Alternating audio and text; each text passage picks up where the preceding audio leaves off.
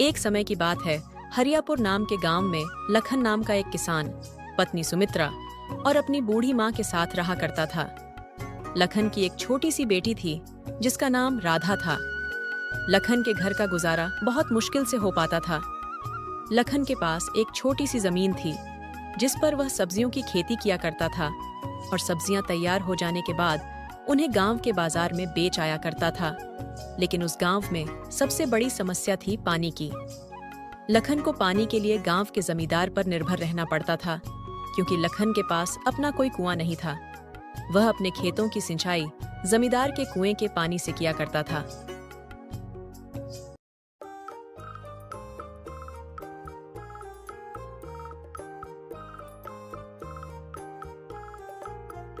सब्जी ले लो, हरी भरी ताजी ताजी सब्जियां ले लो, केवल 20 रुपए किलो। केवल 20 रुपए किलो में हरी भरी ताजी ताजी सब्जियां ले लो।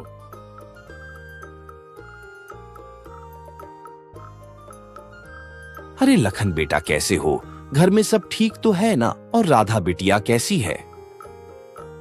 काका, मैं ठीक हूं। घर में भी सब ठीक है और राधा भी बिल्कुल ठीक है। बोलिए काका, क्या चाहिए आपको?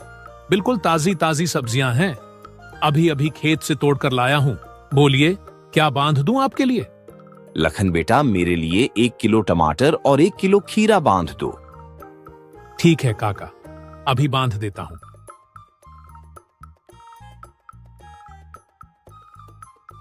अच्छा लखन बेटा, मैं चलता हूं, ध्यान रखना अपना। ठीक है काका, आप भी अपना ध्यान रखना और काकी को मेरा नमस्ते कहना।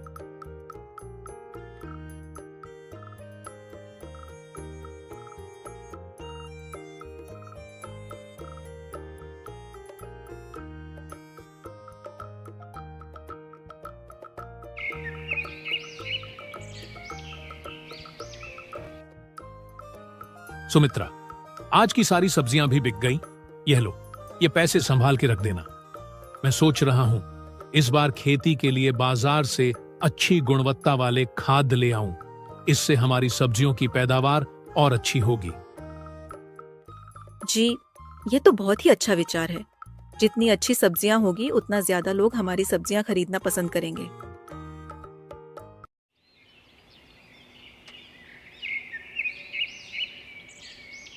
एक दिन लखन अपने खेतों में काम कर रहा था। तभी वहां पर जमींदार दयानंद आता है और लखन से कहता है,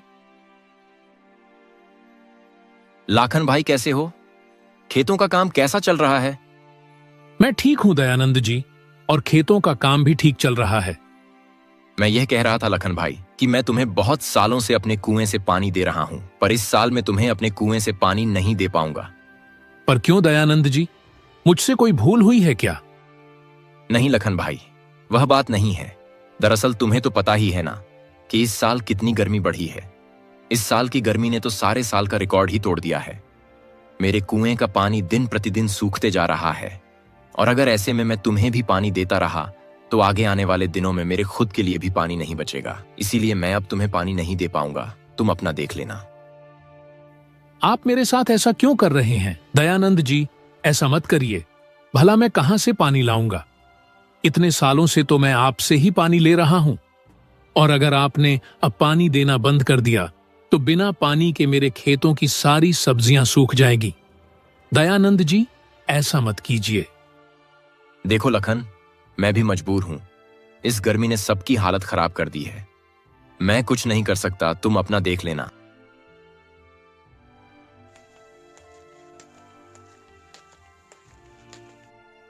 ये सुनकर लखन मन ही मन बहुत दुखी हो जाता है और घर जाकर सारी बात अपनी पत्नी को बताता है। ये क्या हो गया भाग्यवान? अब यह कौन सी नई विपदा आ पड़ी है? अब हमारे घर का गुजारा कैसे होगा? बिना पानी के हमारे खेतों की सिंचाई कैसी होगी? हे प्रभु, आप तो सब देख रहे हैं ना। अब आप ही कुछ हमारी मदद करो प्रभु, हम बड़ी दुविधा में हैं। लखन जी, आप चिंता मत कीजिए। एक बार मैं दयानंद जी से बात करके देखती हूँ। यह कहकर सुमित्रा जमींदार से मिलने उनके घर की ओर निकल पड़ती है।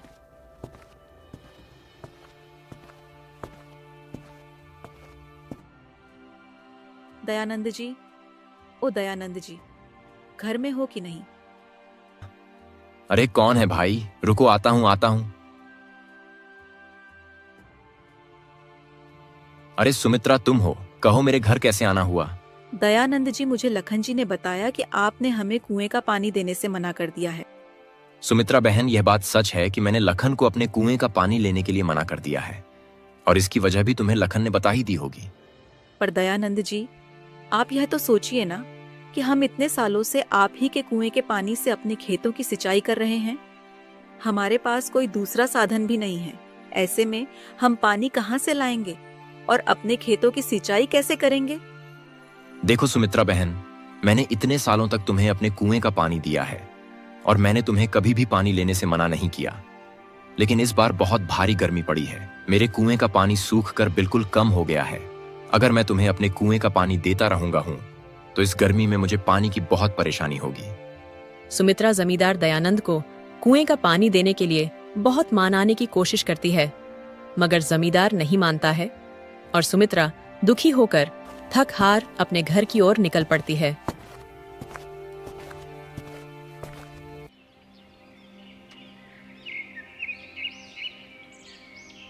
क्या हुआ सुमित्रा? जमादार जी ने क्या कहा? लखन जी, जमींदार जी ने पानी देने से मना कर दिया। वह कह रहे थे, अगर मैं तुम्हें पानी देता हूँ तो मुझे गर्मियों में बहुत परेशानी होगी। पानी के बिना क्या होगा भाग्यवान? हमारे सारे खेत तो सूख जाएंगे। दोनों पति पत्नी इस बात से बहुत दुखी थे। लखन को तो आज रात बिल्कुल नींद ही नहीं आ रही थी। वह बस अपने खेतों के बारे में ही सोच रहा था। सोचते सोचते लखन को एक विचार आता है। हमारे पास इतने पैसे तो नहीं है कि हम मजदूर से कुआं खुदवा सके, लेकिन मैं सोच रहा हूं अगर कुआं खोदने का काम मैं अकेले ही शुरू कर दूं तो? हाँ, यही ठीक रहेगा। अरे सुमित्रा, सुनती हो? क्या हुआ लखन जी? आप सोए नहीं अभी तक? सुमित्रा, मुझे एक विचार आया है। क्यों ना हम खुद से अपना कुआं खोदें? जी, विचार तो आपका बहुत अच्छा है, लेकिन अगर हम दोनों ही कुआं खोदेंगे तो इसमें हमें काफी दिन लग जाएंगे।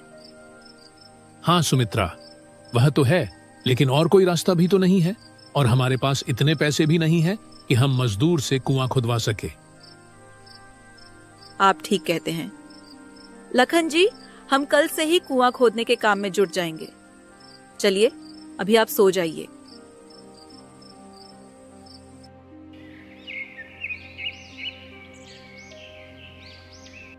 अगले दिन दोनों अपने खेतों के पास जाते हैं और वहां पर कुएं खोदने का काम शुरू कर देते हैं।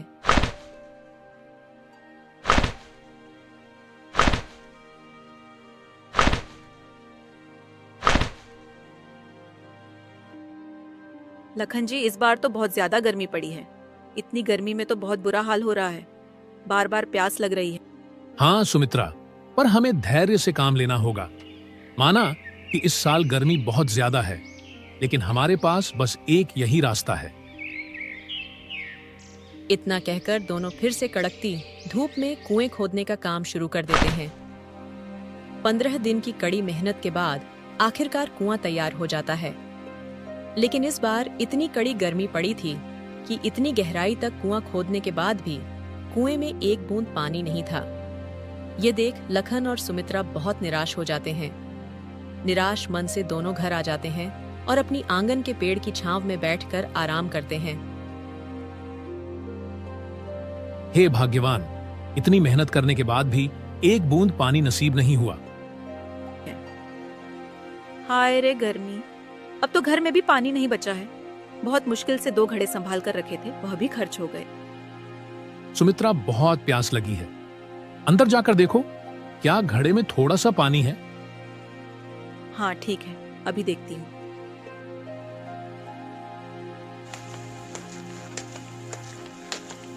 घर में बहुत थोड़ा सा ही पानी बचा था। सुमित्रा पानी का ग्लास लेकर बाहर आ जाती है।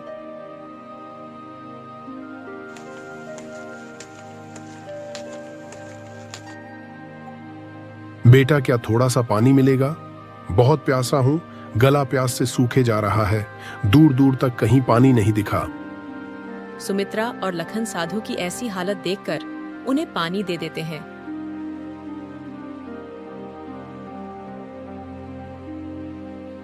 मुझे माफ करना बाबा, हम गरीबों के पास इतना भी नहीं है कि पानी के साथ आपको कुछ मीठा दे दे। बस एक यही पानी है, आप इसे पीकर अपनी प्यास बुझा लीजिए। बेटा, मेरे लिए बस यही पर्याप्त है। प्यासे गले को किसी मिठास की नहीं बल्कि बस पानी की ही जरूरत होती है। धन्यवाद बेटा, मैं बहुत देर से प्यासा था। दूर दूर तक कहीं पानी नहीं दिखा। ऐसा लग रहा था बिना पानी पिए अभी चक्कर खाकर गिर जाऊंगा। लेकिन भला हो तुम्हारा, जो मुझे तुम दिखे। बाबा, आप तनिक यहाँ छांव में बैठकर विश्राम कर लीजिए, आपको अच्छा लगेगा। नहीं बेटा, अभी मुझे बहुत जरूरी काम के लिए जाना है, मैं रुक नहीं सकता। लेकिन हाँ, मैं तुम्हें एक चीज देना चाहता हूँ। यह मटकी, ये बहुत पुरानी मटकी है जो काफी सालों से मैं संभाल कर रखी थी। मैंने सोचा अब बुढ़ापे में इसे क्या लेकर दर दर भटकता फिरूंगा। कोई भला इंसान दिखेगा तो उसे दे दूंगा। लगता है अब इस मटकी के लिए सही मालिक मिल गया है। यह लो, इस मटकी को तुम अपने पास रखना। और हाँ, इसे साधारण मटकी समझने की भूल मत करना। इस मटकी में तुम कोई भी ऐसी चीज डाल सकते हो जिसकी तुम्हें सबसे ज्यादा जरूरत है। अच्छा बेटा, तो मैं अब चलता हूं। इतना कहकर साधु वहां से चले जाते हैं। सुमित्रा बाबा ने कहा, इस मटकी में वही चीज डालना जिसकी तुम्हें जरूरत है। अभी तो हमें पानी की जरूरत है, लेकिन इस मटकी में डालने के लिए हमारे पास पानी नहीं बचा है। रुकिए, मैं देखती हूँ। इस ग्लास में थोड़ा बूंद पानी का बच्चा है, क्यों ना यही डालकर देखा जाए। सुमित्रा ग्लास में पड़े पानी की कुछ बूंदें घड़े में डालती है और देखते ही देखते घड़ा पूरी तरह पानी से भर जाता है। यह देखकर सुमित्रा और लखन आश्चर्यचकित हो जाते हैं। देखिए लखन जी, यह तो एक जादुई घड़ा है। देखिए इसमें कितना सारा पानी है। हाँ सुमित्रा, यह सब प्रभु की ही कृपा है। आपका बहुत बहुत धन्यवाद प्रभु। इस संकट की घड़ी में आप हमारे द्वार पर आए और हमारी मदद की।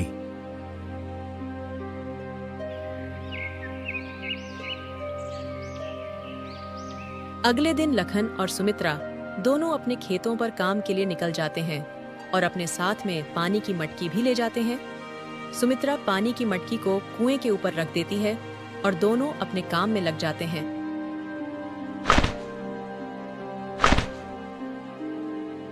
कड़कती धूप में काम करने के बाद लखन को प्यास लग जाती है और वह सुमित्रा से कहता है,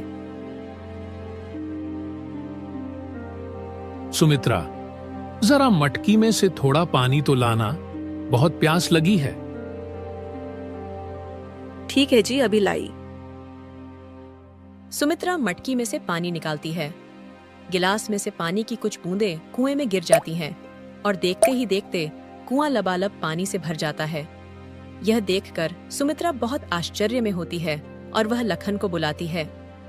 अजय सुनिए, देखिए इधर यह क्या हुआ। अरे भाग्यवान, क्या हुआ है? आइए ना, देखिए ये कैसा चमत्कार है। हाँ भाग्यवान, आता हूँ। लखन जब कुएं के पास देखता है तो कुआं लबालब पानी से भरा था। ये देखकर लखन भी बहुत आश्चर्य में था। अरे सुमित्रा, यह तो चमत्कार ही हो गया। हमारे कुएं में पानी आ गया। अब हम अपनी खेतों की सिंचाई बहुत आसानी से कर सकेंगे। लेकिन सुमित्रा, मुझे लगता है इस खुशखबरी को हमें पूरे गांव में बांटना चाहिए, क्योंकि इस साल भारी गर्मी पड़ी है। लोग भी गर्मी से बहुत परेशान हैं और खासकर इस गर्मी में पानी से। मुझे लगता है हमें लोगों को बताना चाहिए और उनकी पानी की जरूरत को पूरा करना चाहिए।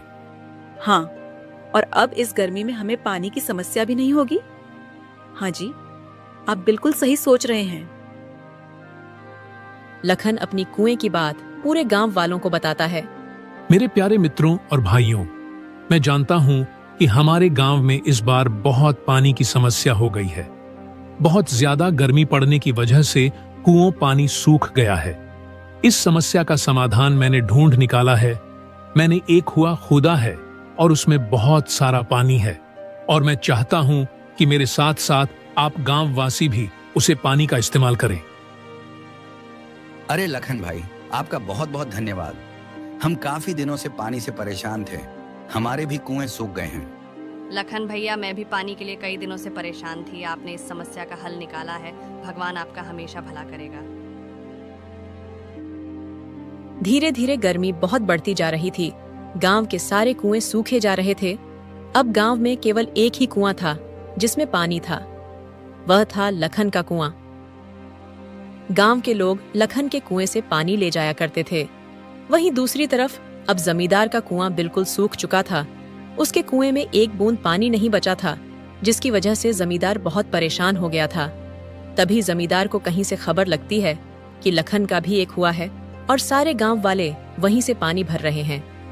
जमींदार यह बात सुनकर लखन के पास जाता है और लखन के कुएं में इतना पानी देखकर बहुत हैरान हो जाता है और वह लखन से कहता है, लखन, मेरे कुएं का पानी बिल्कुल सूख गया है। मेरे कुएं में एक बूंद पानी नहीं बचा है। क्या तुम मुझे अपनी कुएं का पानी दे सकते हो? हाँ जमींदार साहब, आप यह कैसी बातें कर रहे हैं? भला इसमें भी कोई पूछने की बात है? इतने सालों तक आपने हमारी मदद की है और इस मुश्किल की घड़ी में हमें एक साथ मिलकर रहना चाहिए। आप जितना चाहे उतना पानी यहां से ले सकते हैं। लखन की यह बात सुनकर जमींदार को अपनी गलती का एहसास होता है और वह लखन से माफी मांगता है। लखन, मुझे माफ कर दो। मैंने तुम्हारे साथ बहुत बुरा व्यवहार किया। इस मुश्किल घड़ी में मैंने तुम्हारा साथ छोड़ दिया था, लेकिन तुमने मेरा साथ नहीं छोड़ा। धन्य हो तुम्हारे जैसे लोगों का। तुम्हारे जैसे लोगों की वजह से इस धरती पर अच्छाई अभी जिंदा है।